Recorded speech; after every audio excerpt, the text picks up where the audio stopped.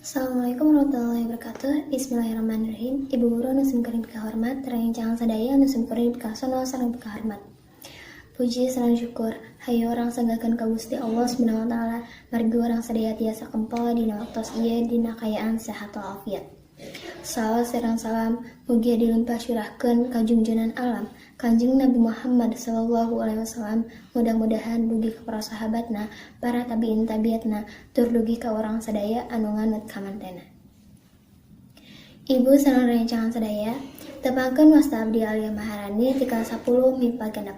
Di daya anget ieu simkuring bari ngaduwikeun hiji biantara perkawis perluna ngagunakeun basa Sunda. Basa teh mangrupa jendela dunia, ku kitu deui basa Sunda, anu mangrupa salah sahiji tina bagian budaya Sunda khususna di Indonesia. Basa teh ngagaduhan basa anu tiasa mangaruh kanggo unggah jalma anu ngaggona. Tos jadi janten pasipatan urang sadaya anu asor, hade, tur someah. Kumargi kenging pangaruh tina basa Sunda anu diangge sadidengtena. Namun, hanjakal pisan, dina zaman ayeuna mah penggunaan basa Sunda tos hampir hilap kana basa warisan luhurnya. Laun-laun mah basa anu kapungkur dipekareus bakal leungit tina kahirupan urang anu aya di tatar Sunda. Seueur jalmi Sunda anu kirang ngahargaan kana basa sorangan, sareng deui oge aya nu teu tiasa ngaharepkeunana.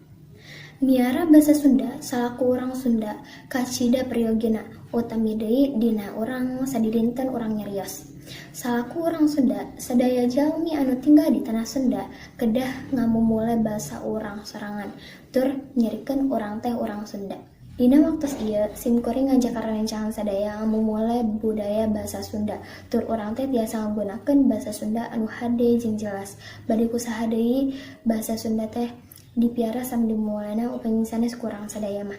Sakitu anu kahatur hapunten bilih aya dina cariosan tadi teh aya kalpatan anu teu marenah. Mugia tiasa dihapunten ku sadayana. Assalamualaikum warahmatullahi wabarakatuh.